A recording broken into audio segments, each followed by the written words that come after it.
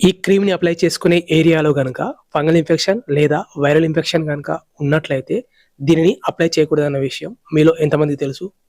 నా పేరు సంతోష్. మీరు చూస్తున్నారు ఇది మన ఫార్మసీ.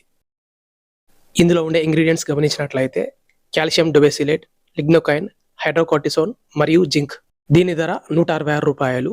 దీనిని అరిస్టో మార్కెటింగ్ చేస్తూ ఉంటుంది. దీనిని పైల్స్ అనే సమస్యను తగ్గించేందుకు అయితే ఉపయోగిస్తూ ఉంటారు. దీని యొక్క ఉపయోగాన్ని మనం గమనించినట్లయితే దీనిని హిమరాయిడ్స్ మరియు యానల్ ఫిషర్ యొక్క నొప్పి, మంట, చిరాకు, వాపు మరియు దురద, ఎరుపుదనంతో కూడిన వాపును తగ్గించేందుకు అయితే ఉపయోగిస్తూ ఉంటారు. దీనిని వాడిన చాలా తక్కువ మందిలో మాత్రమే ఈ సైడ్ ఎఫెక్ట్స్ని మనం గమనించవచ్చు. దీనిని అప్లై చేసిన చోట మంట మండినట్టుగా ఉండడం, దురద మరియు చిరాకుగా అనిపించడం, ఎరుపుదనం కూడా ఉండడం మరియు నమ్నెస్ అంటే ఆ ఏరియాలో స్పర్శలైనట్టుగా ఉండడం. ప్రెగ్నెంట్గా ఉన్న లేదా పిల్లలకు పాలిస్తున్న డాక్టర్ గారి అడ్వైస్తో మాత్రమే దీనిని ఉపయోగించవలసి ఉంటుంది. ఇదొక స్టిరాయిడ్ క్రీమ్ కాబట్టి దీనిని ఎక్కువ రోజులు కంటిన్యూగా అయితే ఉపయోగించకూడదు. దీనిని ఎలా ఎప్పుడు అప్లై చేయాలంటే ఈ క్రీమ్ని అప్లై చేసే ముందు స్నానం చేసి టవల్తో చర్మాన్ని పొడిగా తుడుచుకోవాల్సి ఉంటుంది.